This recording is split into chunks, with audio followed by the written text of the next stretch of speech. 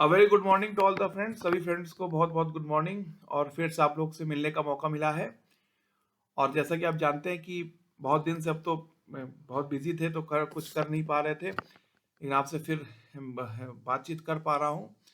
और एक छोटी सी बात कहना चाहूँगा कि जैसे आप जानते हैं कि अब सब कुछ आपसे कई बार बात हो चुकी है कि अब लाइफ का शेड्यूल बहुत बिजी है।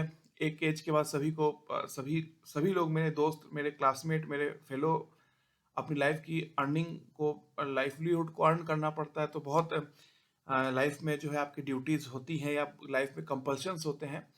तो वो सबके लिए एप्लीकेबल है। मैं भी समाज का एक पार्ट हूँ तो मुझ पर भी एप्लीकेबल होता है वो। और जैसा कि आप जानते हैं, पहले ही बता रहा था कि masters in business analytics and IT infrastructure management, ये जो मेरा है कोर्स, तो मैं उसको कर रहा, उस पर आखिरी सेमेस्टर में बहुत बिजी था मैं। तो इसीलिए पिछले एक महीने से शायद मैं बात नहीं कर पाया आप लोगों से। लेकिन आज कुछ कहना चाहूँगा और एक बड़ा लेक्चर दूंगा अभी, लेकिन उसके बाद एक छोटी चीज़ कहना चाहूँगा। देखिए फ्रेंड्स, मैं जैसे मैं आपसे बताता हूँ कि मैं अपने माँ बाप का एक ही बेटा हूँ, बेटा था। और घर में भी क्योंकि एक ही बेटे थे और ताऊ जी लोग और बुआ चाचा सब लोग थे। तो घर में जब तक थे तब तक एक ऐसा एनवायरनमेंट था कि उसमें कभी भी शायद पढ़ने का डर था, लेकिन मेंटल चैलेंज इसलिए नहीं आ पाए क्योंकि जो आसपास के लोग थे वो घर के लोग की पोस्ट को देख के उनकी बड़ी रिस्पेक्ट करते थे। और मैं बेटा था उस घर का, तो वो उनको वो समझते थे कि ये इस घर का बेटा है तो इससे थोड़ा संभल के बात करो, जो मोहल्लेदारी थे, ठीक है। तो उसलिए एक प्रोटेक्शन का वॉल था जब तक मैं अपने प्रयागराज इलाहाबाद से नहीं निकला। लेकिन जब मैं निकला, किसी भी सिटी में, आप नोएडा की बात कर लो, गुड़गांव की बात कर लो, आप बेंगलोर, पुणे, मुंबई, जहाँ क्योंकि एक्चुअली एक्चुअली मतलब कभी ना कभी गया तो हर इन सभी सिटियों में एक ना एक बार तो गया हूँ जीवन में, ठीक है। तो ये मैं आपसे कहना चाहता हूँ। तो जो मेरा आज का मुख्य पॉइंट है वो ये कि देखिए, तो मैं पहली बार गया बाहर, तो मैं, क्योंकि माँ बाप के एक ही बेटे थे, तो माँ बाय डिफॉल्ट माँ और पिताजी ने बहुत ही प्यार दिया। और प्यार देने के साथ साथ जब प्यार मिलता है तो थोड़ी डांट भी पड़ती है। तो पढ़ाई लिखाई करने का मन था नहीं, तो उन्होंने डांट डांट के पढ़ाया कि पढ़ो, न तो लाइफ में कुछ होगा नहीं।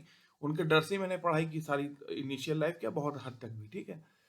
और ऐसे डांट डांट खाते रहे बचपने में हर चीज में, कि जैसे देखो लड़का शराब पीता है तो मत पीना, बहुत गलत चीज है, हाँ नरक जाना पड़ेगा ऐसे। और फिर वो सिगरेट पीते, देखो सिगरेट पीने से कैंसर हो जाता है। हमको ऐसा बचपन में ये ज्ञान की बातें सुनने को मिलती थी। मैं एक ही बेटा था तो बाई डिफॉल्ट हमको ये सब सुनने को अपने घर से मिलता, ठीक है। तो लेकिन जब पहली बार मैं बाहर निकला तो घर का इम्पैक्ट दूर हो गया। जैसे मैग्नेटिज्म और डी मैग्नेटिज्म होता है ना, कि आप एक मैग्नेट के साथ एक मेटल को रखेंगे तो उसमें मैग्नेटिक प्रॉपर्टी आ जाएगी, और जब उसको दोनों को अलग करेंगे तो फिर डीमैग्नेटाइज हो जाएगा, ठीक है। तो मेरे साथ वैसा था। मैं जब घर से दूर गया तो 1 साल 2 साल तो घर की बातें कान तक थी, और डेली कोई सुनाने वाला नहीं था कि देखो ऐसा मत करना, सिगरेट मत पीना, ये मत करना, शराब मत पीना, ऐसा बोलने वाले नहीं। हाँ, मन में रहती थी क्योंकि फोन पे तो घर से बात होती रहती है, माँ बाप चिंता करते हैं, ठीक है। तो जब मैं पहली बार गया, और क्योंकि आप जानते हैं कि मैंने पूरी लाइफ कंप्यूटर साइंस ही, यूपीएससी को छोड़ दे तो कंप्यूटर साइंस की ही पढ़ाई की है। और वो भी मैं मतलब बता देता हूँ, हाई स्कूल के बाद मैंने फिजिक्स केमिस्ट्री मैथ जब लिया तो पांचवा सब्जेक्ट सब कह रहे थे कि इजी लो, फिजिकल एजुकेशन हिंदी ले लो, क्योंकि आप जानते हैं कि अगर फिजिक्स केमिस्ट्री मैथ में आपका कम स्कोर भी हो, जो फोर्थ और फिफ्थ सब्जेक्ट में आपका ज़्यादा स्कोर हो, समझ लीजिए, तो मिला के आप फर्स्ट क्लास आ जाएंगे। तो ये सबसे इंपॉर्टेंट होता है कि आपका 60% से ऊपर होना। 60% से ऊपर जो ब्रिटिश टाइम था उसमें फर्स्ट क्लास कहते थे।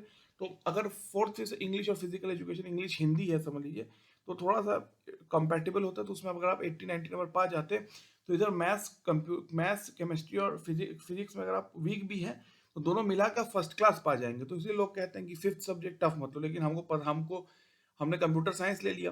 तो इंटरमीडिएट में भी हमने कंप्यूटर साइंस लिया, पीसीएम प्लस कंप्यूटर साइंस। फिर बीटेक में मैं इलेक्ट्रिकल मैकेनिकल के लिए गया था, क्योंकि इंडियन इंजीनियरिंग सर्विस गवर्नमेंट नौकरी थी, ठीक है। लेकिन मैं जब गया तो सबने कहा आईटी लो और आईटी सेक्टर ही लो, तो मुझे समझ आया, लेकिन उन्होंने कहा तो मैंने ले लिया आईटी में। और फिर मैं कंप्यूटर साइंस में आ गया फर्स्ट ईयर के बाद। ये पूरी कहानी है, ठीक है। तो और जब बीटेक भी कई जगह बाहर हुआ तो आईआईटी और एनआईटी में आईआईटी और ट्रिपल आईआईटी जैसे कॉलेजेस में तो सिलेक्शन नहीं हुआ।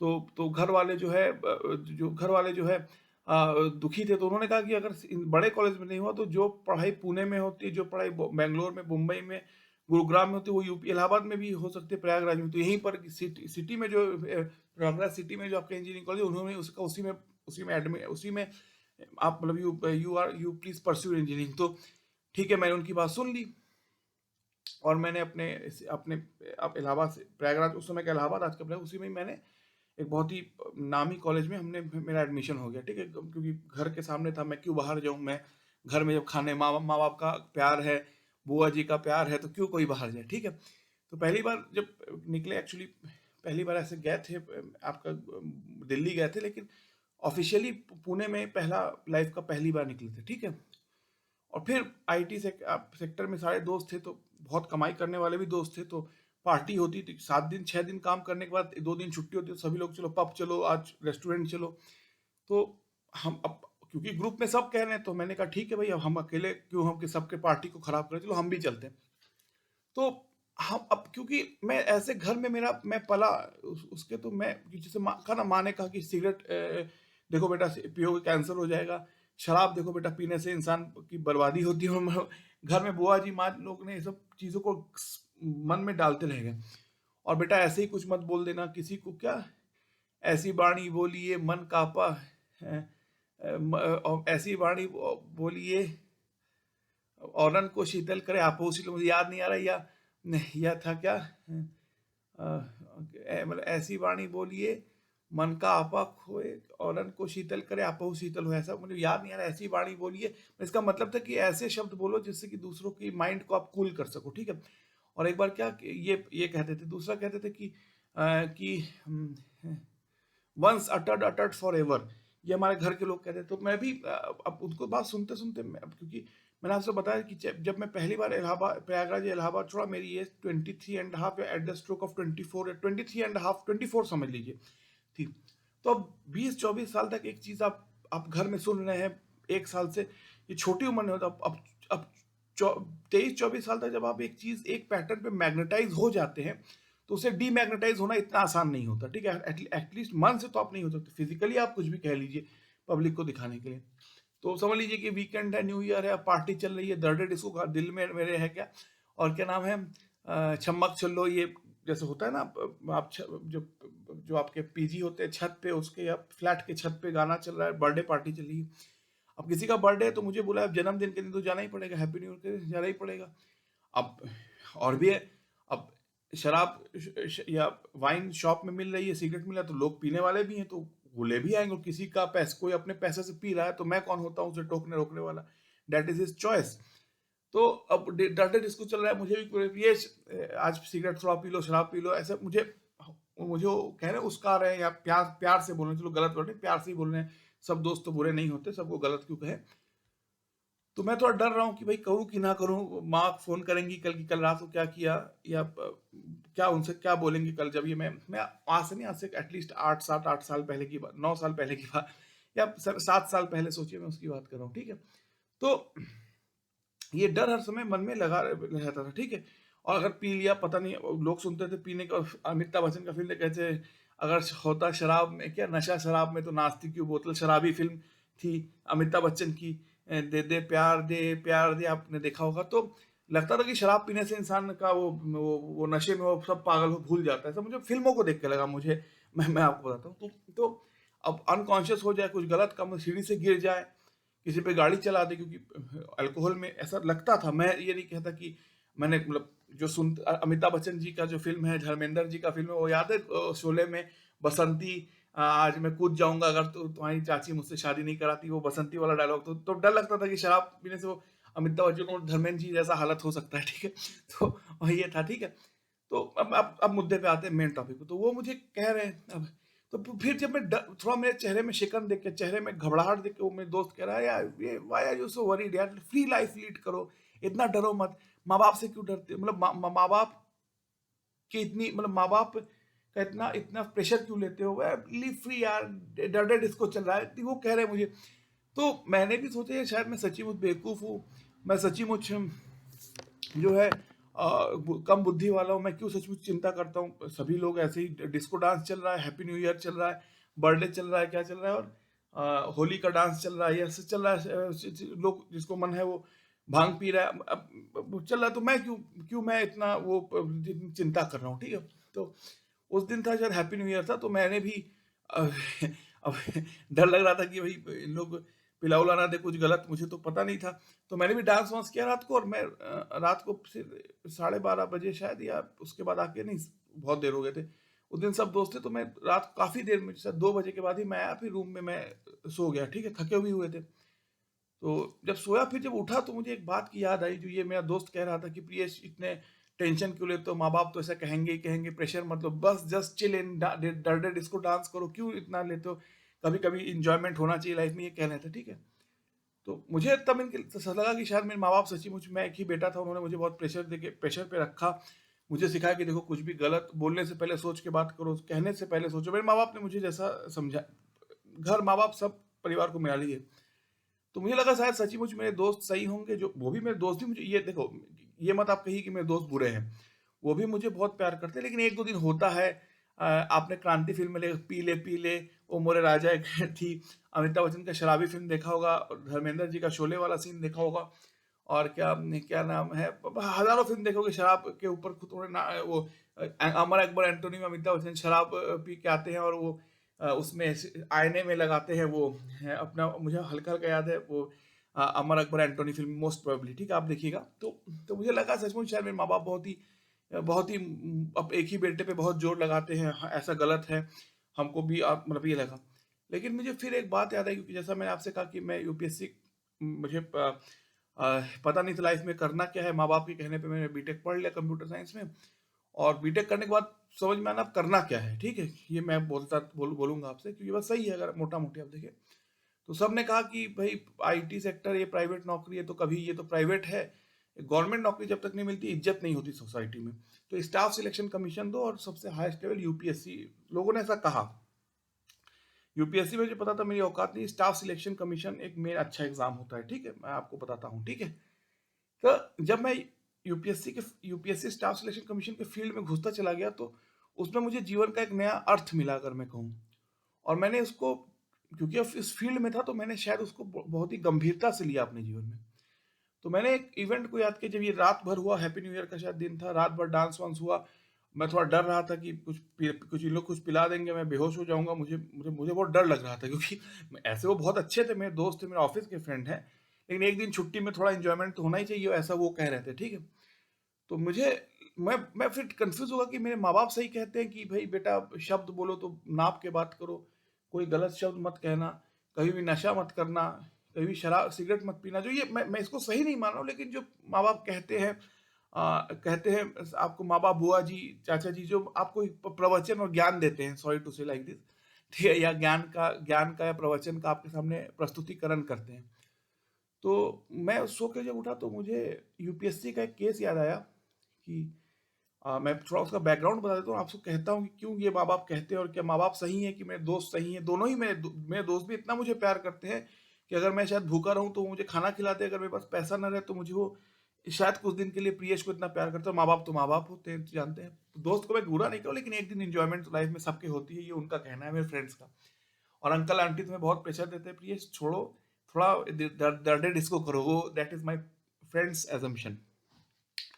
तो जब मैं सुबह को उठा, तो मुझे याद आया एक दिन कि मैंने पढ़ा, आप जानते हैं यूपीएससी आप पढ़ेंगे तो भारत का आज़ादी के बाद क्या क्या इवेंट हुआ, इतिहास आपको पढ़ना पड़ता है, वो it is the you have to do. तो ये कहानी ये है कि पंडित जवाहरलाल नेहरू जी के बाद आपको पता है, Lal Bahadur Shastri, Mrs Gandhi prime minister बनती है, पाकिस्तान को दो टुकड़े कर दिए, बांग्लादेश बनता है, एटॉमिक एक्सप्लोजन 74 में होता है। तो मिसेस गांधी इतनी एटॉमिक एक्सप्लोजन कर दी, तो उसके बाद ये दोनों कारण मिसेस गांधी में बहुत पावर आती है, तो वो इलाहाबाद हाई कोर्ट के जज ये डिसीजन देते हैं कि मिसेस इंदिरा गांधी का जो इलेक्शन था वो इलीगल मैनर में हुआ है, तो उसके लिए जो है ये कहते हैं इनको इनको she should be debarred from elections, Allahabad high court. तो उसी के रिवर्स में इंदिरा गांधी जी इमरजेंसी डिक्लेयर करती है, और 2 साल इंडिया में इमरजेंसी होती है। ये तो कहानी थी। लेकिन अब बात इसके बाद की 79 पे आप आते हैं, तो पंजाब में माहौल बहुत ही टेंस होता है, ठीक है, क्योंकि पंजाबी सूबा मूवमेंट जो है ये आज़ादी के बाद से ही शुरू हो गया था, ठीक है। और दूसरी चीज़ है कि अगर आप देखें बंगाल और पंजाब का पार्टीशन हुआ, सिंध और पेशावर दोनों पाकिस्तान में चले गए, ठीक है, सिंध और नॉर्थ वेस्ट फ्रंटियर प्रोविंस, ठीक है, और बलूचिस्तान पाकिस्तान की आर्मी ने उसको टेक ओवर कर लिया, ठीक है। तो ये दोनों चीजें थी, बंगाल और पंजाब, ठीक है। तो पंजाब का पार्टीशन हुआ तो एक मुस्लिम पंजाब था, एक नॉन मुस्लिम, जिसमें सिख और हिंदू मेजोरिटी में थे, ठीक है। तो दो भाग हुआ पंजाब का, दिल्ली टू लाहौर और लाहौर टू अटक, ठीक है, मैं आपको समझाता हूँ। तो फिर पंजाबी सूबा जो मूवमेंट हुआ तो इंदिरा गांधी, नेहरू जी ने और केरो साहब थे वहाँ के पहले चीफ मिनिस्टर, उन्होंने कहा it is again like partition, कि सिख मेजोरिटी को अलग करो, हिंदू को अलग करो। लेकिन 65 आवर में हरबख्श सिंह ने जो रोल प्ले किया और जिसको शास्त्री जी ने तलवार दिया, तो उसके बाद इंदिरा गांधी के लगा कि नहीं, सिखों की मांग है, तो उन्होंने पंजाब, हरियाणा, हिमाचल 3 स्टेट बना दिए आपके पंजाब से, ईस्टर्न पंजाब से, जो भारत का पंजाब था। तो लेकिन 79 तक आते आते वहाँ बहुत एक्सट्रीम अकाली दल ने 73 में अनंतपुर साहब रेजोल्यूशन किया, जिसमें कि पानी का शेयरिंग और ये सब हुआ, और मतलब बहुत उसका पॉइंट है, मैं डिटेल में नहीं, हल्के में बता रहा हूँ, डिटेल में आपको टाइम लग जाएगा, ठीक है। अनंतपुर साहब रेवोल्यूशन आप पढ़ सकते हैं, 73 में आया था। तो 79 में पंजाब में जनगणना, सेंसस हुआ, कितने सिख है कितने, अभी भी अगर देखें पंजाब में 60% सिख है, 40% के आसपास हिंदू है। मैं एक इधर उधर एक दो पॉइंट हो जानी, मोटा मोटी बता रहा हूँ। तो तब कहा गया, क्योंकि पंजाबी सूबा मूवमेंट बहुत पहले से था और इसको कई लोग अपोज कर, लेकिन उसके बावजूद ये हुआ 66 में। तो तब लाला जगत नारायण ने कहा कि पंजाब में जो हिंदू है वो अपनी भाषा हिंदी के है। तो इससे इससे जो है, जो एक्सट्रीमिस्ट आइडियोलॉजी के लोग थे पंजाब में, एक्सट्रीमिस्ट सिख आइडियोलॉजी के लोग थे, वो बहुत गुस्सा गए, उन्होंने लाला जगत नारायण को उनकी हत्या कर दी। इस हत्या के पीछे सबसे मेन पर्सन था, उनका नाम था जर्नैल सिंह भिंडरावाले, दमदमी टकसाल के बहुत बड़े कह लीजिए उनके उसके बहुत बड़े व्यक्ति थे। और जो थी और लाला जगत नारायण की हत्या पहला वो केस था जो कि जिसने कि पंजाब के टेररिज्म को एक अलग लेवल पे पहुंचा दिया, एक्सट्रीमिज्म को। और जर्नैल सिंह भिंडरावाले को गिरफ्तार किया गया, लेकिन इंदिरा गांधी प्रेशर बहुत बना, तो तब ज्ञानी जैल सिंह जी ने कोर्ट कहा कि कोई सबूत नहीं मिला, इसलिए हम इनको छोड़ दे रहे हैं। ये 81 था, फिर 82 तक ये बढ़ता रहा। एशियन गेम्स हुआ 82 में, आनंद मंगलम मंगलम एत प्रियम भारत भारतम स्वागतम शुभ स्वागतम, तो उसमें पूरी पंजाब से अकाली दल और इन लोग आके विरोध करेंगे दिल्ली में। तो पूरा हरियाणा बॉर्डर को सील कर दिया गया, इससे बहुत सिख अपमानित फील हुए। बड़े बड़े सिख के आर्मी चीफ का, जो आर्मी लोगों का चेकिंग हुआ पूरी उनकी गाड़ी का, तो बड़ी अपमान की बात थी। तो इंदिरा गांधी बहुत प्रेशर था, तो उन्होंने ज्ञानी जैल सिंह को प्रेसिडेंट बनाया। प्रेसिडेंट आप जानते हैं तीनों आर्मी का हेड होता है, ठीक है। तो लगा कि शायद सिख सेपरेटिज्म खत्म हो जाएगा, लेकिन ये बढ़ता रहा।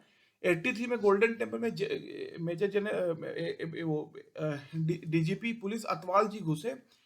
अतवाल जी गए तो अतवाल जी को वापस आ रहे थे, उनको पीछे से गोली मार दिया गया। डीजीपी ऑफ पुलिस थे मिस्टर श्री अतवाल जी, उनको जो है बहुत बड़े सीनियर ऑफिसर, उनको उनको हत्या कर दी गई, ठीक है। पंजाब में 83 से ही, और ये 83 वर्ल्ड कप वाला साल है, कपिल देव जी ने जब बहुत कमाल किया उनकी टीम ने, तो 83 से ही पंजाब में बहुत जब डीआईजी अतवाल की हत्या हुई तो इंदिरा गांधी के लिए टर्निंग पॉइंट था। तो उसके कुछ ही देर बाद जो है ये तय हुआ कि पंजाब में प्रेसिडेंट रूल लग जाएगा। अब जो है गवर्नमेंट वहाँ की लोकल स्टेट गवर्नमेंट पंजाब को संभाल नहीं पा रही। और और सारे लोग कह रहे थे, पंजाब जो दिल्ली में बैठी गवर्नमेंट थी, कि कुछ कीजिए पंजाब में, पंजाब की हालत बहुत खराब है। इंदिरा गांधी जी कुछ कर नहीं पा रही थी, क्योंकि एक्चुअली गोल्डन टेम्पल सिखों के लिए जैसे मक्का मदीना मुसलमानों के लिए है, वेटिकन सिटी क्रिश्चियंस के लिए, सिखों के लिए गोल्डन टेम्पल है। और इसका इतिहास ये है कि जब गोल्डन टेम्पल बना था अमृतसर में, तो ये रेड फोर्ट से 1 फीट ऊपर बना था, ये दिखाने के लिए कि राजा महाराजा का जो स्थान है वो, और नवाबों का स्थान भगवान से छोटा होता है, ठीक है। इसलिए गोल्डन टेम्पल 1 फीट बड़ा है रेड फोर्ट से आपके, ठीक है। तो इंदिरा गांधी डर नहीं थी कि इतनी बड़ी सिखों ने इतनी कुर्बानी दी। 1946 में, जो 1947 में कश्मीर वॉर हुआ, पहली डकोटा प्लेन गई थी, 1 सिख यूनिट था उसमें। 65 में हरबख्श सिंह थे वेस्टर्न कमांड के चीफ, और क्या नाम था उनका, जयंतनाथ चौधरी हेड ऑफ आर्मी थे। और जगदीश सिंह अरोड़ा ने बांग्लादेश सरेंडर किया। तो सिखों का इतना कंट्रीब्यूशन था भारत में, रंजीत सिंह और सिख गुरुओं का। मैं आज़ादी के बाद की बात करूं, तो जब ये प्रॉब्लम हुई तो मिसेस इंदिरा गांधी 84 तक, जून तक आते आते सबको लग गया कि अब खालिस्तान डिक्लेयर होने वाला है और इंडिया के पास कुछ भी हो सकता है। तब इंदिरा गांधी ने फौज भेजी, और 2 तारीख को भेजी, और ये फिफ्थ तारीख तक जो है, 2 जून से 5 जून तक कोशिश की और 5 जून को जो है आर्मी ने जो है हॉट ऑपरेशन किया और इसको ऑपरेशन ब्लू स्टार कहते हैं और सब आप जानते हैं। उसके बाद जो है गोल्डन टेम्पल में के उधर से दोनों तरफ से गोलियां चली। जनरल कुलदीप सिंह ब्रार, के एस ब्रार वो मेन लीड कर रहे थे ऑपरेशन ब्लू स्टार को। और हुआ तो उसके बाद हुआ तो उससे और ब्लू स्टार 6 या 7 को खत्म हो गया। गोल्डन टेम्पल पे असॉल्ट आप जानते हैं और इसी के कारण जो है 3 महीने बाद 31 अक्टूबर को गोल्डन टेम्पल के साथ जो उसके रिस्पांस में इंदिरा गांधी की बॉडीगार्ड ने हत्या कर दी और मिसेस गांधी को 37 गोली लगी और जिससे कारण मिसेस गांधी की डेथ हो गई। और उसके बाद भयानक सिख दंगा हुआ दिल्ली में। 3 दिन में शायद 3,000 दिल्ली के में सिर्फ 3,700 सिखों का हत्या हुआ। ठीक है। और दिक्कत ये थी जब इंदिरा गांधी को 31 अक्टूबर को हत्या हुई इंदिरा गांधी की तो फिर क्योंकि अब प्राइम मिनिस्टर की हत्या अचानक ऐसे हो जाए तो देश में इंटरनल सिविल वॉर हो सकता है। तो कहते हैं कि सुबह को ही पता चल गया था Indira Gandhi is no more. But कहा गया कि एम्स में एक बात छुपाई गई कि मिसेस गांधी अभी उनकी चिकित्सा चल रही है। राजीव गांधी को पहले प्राइम मिनिस्टर बनाया गया, उनको शपथ दिलाया गया, फिर ये डिक्लेयर किया गया इंदिरा गांधी इज नो मोर। उसके बाद सिख दंगे हुए आपके आप देखेंगे वो जो दिल्ली मैसेकर ऑफ 84। ठीक है। अब राजीव गांधी कभी भी फंडामेंटली पॉलिटिशियन नहीं थे। उनके छोटे भाई संजय गांधी, उनकी मदर इंदिरा गांधी पॉलिटिक्स संभालती थी। 82 में पहली बार एशियन गेम्स हुआ था, तब वो आए थे एशियन गेम्स को ऑर्गेनाइज करने। पहला राजीव गांधी का जो टास्क था वो एशियन गेम्स 82 को ऑर्गेनाइज करना था। ठीक है। अब 2 साल बाद और राजीव गांधी जब प्रधानमंत्री बने बहुत बड़े बड़े लीडर अकाली दल पंजाब में प्रणब मुखर्जी, कम्युनिस्ट पार्टी भारतीय जनसंघ के अटल बिहारी वाजपेयी, साउथ के आपके जो है बड़े बड़े लीडर जो थे आपके शरद पवार जी जो थे महाराष्ट्र के, ये बहुत बड़े बड़े पॉलिटिशियन थे as compared to Rajiv Gandhi जो कि न्यू कमर थे। मतलब अगर मुझे आप कहिए कि प्रिय 3 साल बाद तुम्हें इंडिया का प्राइम मिनिस्टर बना दो तो मैं कहूँ मोदी जी आप प्राइम मिनिस्टर बनो, मुझे आप क्लर्क की नौकरी दो, मैं हंस के तो। और राजीव गांधी जी को मेरे हिसाब से उनको जो है ही वॉज जस्ट मीन्स आप समझ लीजिए क्या कहूँ 82 में जो आदमी आए एशियन गेम्स में पहली बार, 84 में उनको प्राइम मिनिस्टर बना दिया गया। तो अब ये लोग कहते हैं कि जब उनको अपनी माँ की डेड बॉडी चिता को ले जा रहे थे तो उसके बाद जब उन्होंने वो उसको चिता मतलब अपनी मदर की डेड बॉडी ले गए तो जब दंगे हुए तो सब ने कहा कि आप कुछ करिए। तो उन्होंने लोगों से कहा कि प्लीज आप लोग ऐसा मत कीजिए, जो हुआ सो हुआ। मैं नहीं जानता कितना मैं तो उसमें पैदा नहीं है, मेरे पैदा होने के कम से कम 10 साल पहले की बात है, लेकिन मैंने सुना है कि एक तरफ वो माँ की डेड बॉडी ले जा रहे थे, एक तरफ लोगों से कह रहे थे कि प्लीज आप प्लीज हिंसा मत कीजिए, क्योंकि because he was not experienced. 82 में जो आदमी आया जिसकी एज और देश में इतने बड़ा मुखर्जी और क्या नाम है अकाली दल और जो है शरद पवार जी जैसे बड़े बड़े लीडर के बीच में राजीव गांधी जी को प्राइम मिनिस्टर अचानक बनाया गया। ठीक है। और जब ये हुआ सिख रॉयट तो उनपे बहुत प्रेशर बना कि आप दिल्ली में है, सुप्रीम कोर्ट जाए, हाई कोर्ट जाए, वहां पर ऐसे लोग को मार दिया जाएगा 3500 लोगों से ज्यादा को। तो और मतलब आप मुझे समझिए, मुझे आप अगर 2 साल बाद प्राइम मिनिस्टर बना दे तो क्या होगा। मतलब मुझे तो समझ नहीं आया कि भाई इंडिया का मैप ही हमने नहीं देखा, मणिपुर और क्या नाम है अरुणाचल प्रदेश तक मैं कभी पहुंचा नहीं, तो मतलब मैं कैसे देश चलाऊंगा अगर मुझे कोई कह दे। ठीक है। ठीक है। तो हो सकता है out of unexperience, out of no knowledge उन्होंने एक भाषण दिया, एक स्पीच दिया, उसमें कहा कि कुछ दिन पहले बहुत दुर्घटना हुई, हम इंदिरा जी की हत्या हुई और उसके बाद बहुत दंगे हुए इस देश में। हम सब ने कहा भारत टूट जाएगा, लेकिन भारत हमारा देश टूटने वाला नहीं है और हम लोग मजबूत देश की तरह उभरेंगे। और उसके बाद एक लाइन उन्होंने कह दी, आप तो जानते हैं जब बड़ा पेड़ गिरता है जमीन तो हिलती है ही। ये सुने ना कि इंदिरा जी की हत्या हुई, देश में बहुत दंगे हुए, बहुत दुख हुआ सबको, देश को शांति से चलना चाहिए, लेकिन आप जानते हैं जब बड़ा पेड़ गिरता है जमीन हिलती है ही। अब एक यंगस्टर जो कि राजीव गांधी जी के हैं, जो कि 82 में पहली बार जिन्होंने एशियन गेम्स संभाला, 84 में उनकी माँ की डेथ की वजह से अचानक इतने बड़े बड़े लीडर को सुपरसीड करके उन्हें प्राइम मिनिस्टर बना गया। जब उनको पता नहीं चला मैं करूँ तो करूँ क्या। ठीक है। मेरा मानना है ऐसा, मेरे जन्म के 10 साल पहले की ये बात है।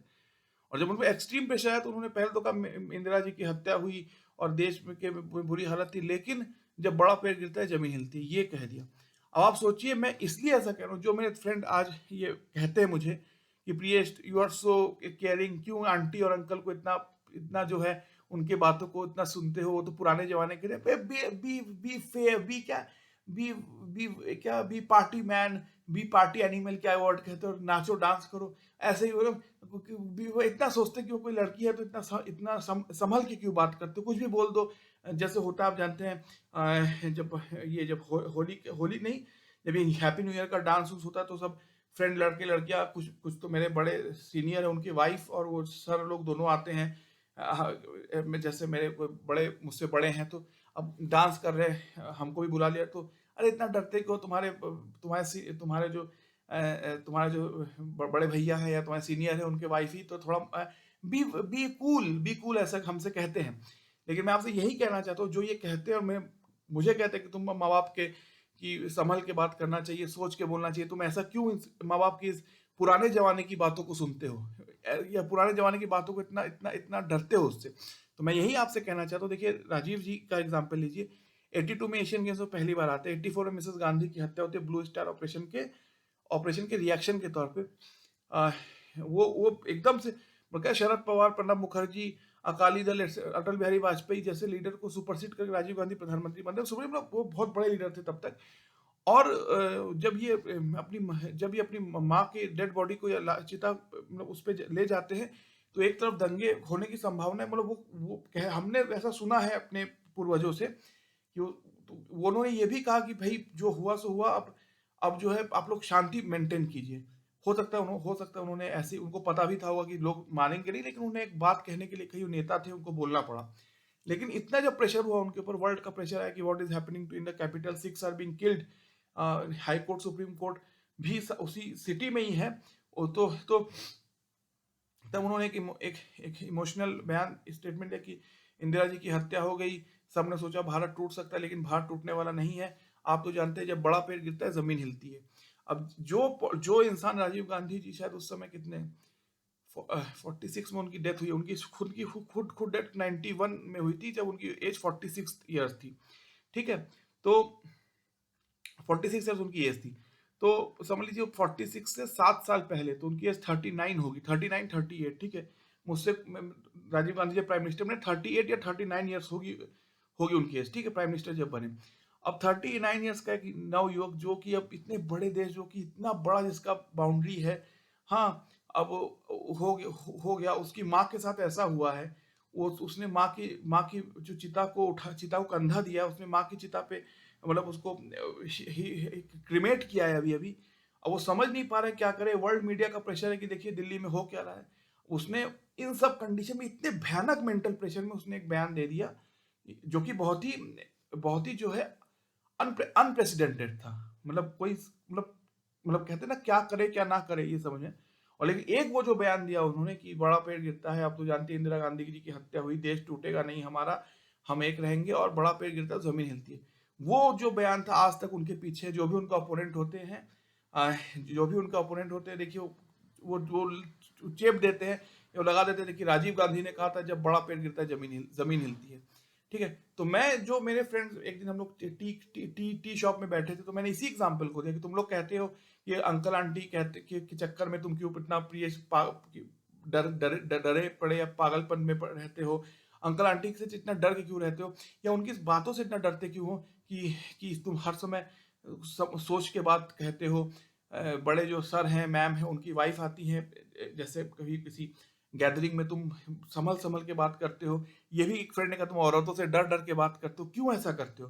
तो मैंने कहा देख भाई, मैं मान लेता हूँ मेरे माँ बाप थोड़े से ज्यादा मुझ पे प्रेशर उन्होंने क्रिएट किया, वो मुझे ज्यादा प्यार करते होंगे और मैं उनकी बात को सही नहीं मानता। ठीक है, वो माँ बाप है, माँ बाप को तुम चूज नहीं कर सकते क्रिकेट मैच की तरह या फ्रेंड की तरह, ठीक है, या फुटबॉल की तरह। ठीक है, माँ बाप तो माँ बाप होते बाय डेफिनेशन, हमारे माँ बाप है, लेकिन ठीक है उनकी बात गलत हो सकती है। लेकिन ये देख तू भाई, भारत के प्रधानमंत्री थे जिनकी माँ की हत्या हुई, हत्या हुई, किस मेंटल पेन में वो थे होंगे 1984 में। और उसी पेन को शायद वो सह नहीं पाए या आउट ऑफ रिएक्शन हो गया, और उन्होंने कह दिया एक बात कि इंदिरा जी का हत्या हुआ, देश टूटेगा नहीं हमारा, हम एक रहेंगे, और बड़ा पेड़ गिरता है तो जमीन तो हिलती है ही।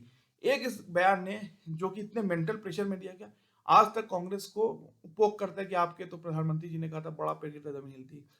तो उसके इसी कारण मैंने कहा ठीक, देखिए मेरे माँ बाप थोड़े से इमोशनल है, मुझे शायद बहुत प्यार करते हैं, मुझे बहुत जोर डालते हैं कि बेटा तुम ऐसे करना, तुम्हारी सीनियर मैडम है तो थोड़ा अच्छे से बात करना, औरत है वो, फीमेल है, बड़े बुजुर्ग हैं तो थोड़ा, बुजुर्ग है या वृद्ध है तो अच्छे से, तुम्हारे बराबर का लड़का है तो उससे अच्छे से बात करना, क्योंकि मैं एक ही बेटा था, एक बेटा होने में बहुत समय रहता है माँ बाप को, माँ को स्पेशली, और बुआ जी को समझाने के लिए। ठीक है, चलिए उनका एक्सट्रीम हो सकता है, मैं उनको सपोर्ट नहीं कर रहा, लेकिन अगर आप मुझसे पूछेंगे तो ये जो राजीव गांधी जी का एग्जाम्पल मैंने दिया, पूरा जो स्पीच का, मिसेस इंदिरा गांधी के डेथ के बाद जो हुआ है, तो उसको ये दिखाता है, ठीक है मेरे माँ बाप शायद एक्सट्रीम है, वो एक एक्सट्रीम है, ठीक है उनको मैं थोड़ा सा हटा देता हूँ, लेकिन आपको जब बात कर, कोई बात कहनी है तो थोड़ा सोच समझ के बोलना है, सीधा सीधा जो है ना, ऐसा ही कुछ बोल दे, ऐसे ही आउट ऑफ रिस्पॉन्सिबिलिटी कोई कोई स्टेटमेंट दे देना शायद आप पे बहुत भारी पड़ सकता है।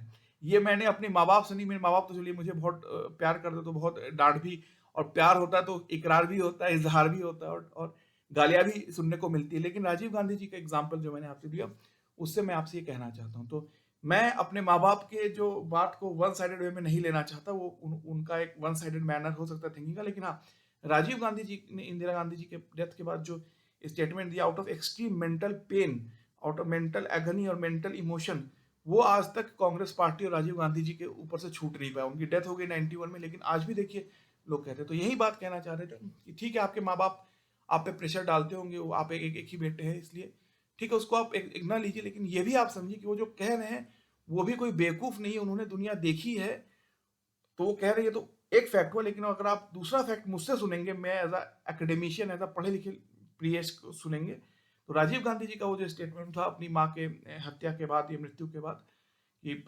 इंदिरा गांधी जी का बहुत बहुत दुखद देहांत हुआ, और भारत हमारा टूटेगा नहीं, हम एक रहेंगे, और बड़ा पेड़ गिरता है जमीन हिलती है, ये जो बयान था, स्टेटमेंट था, इसने जो है आज तक राजीव गांधी जी और कांग्रेस का साथ नहीं छोड़ा, श्री राजीव गांधी के 1991 के डेथ के बाद भी। तो इसीलिए जो है, अब मैं कोई कहूंगा नहीं, मैं कोई जज नहीं हूँ, आप ही तय कीजिए कि मैं जो कह रहा हूँ किस हद तक सही है। धन्यवाद, धन्यवाद, थैंक यू।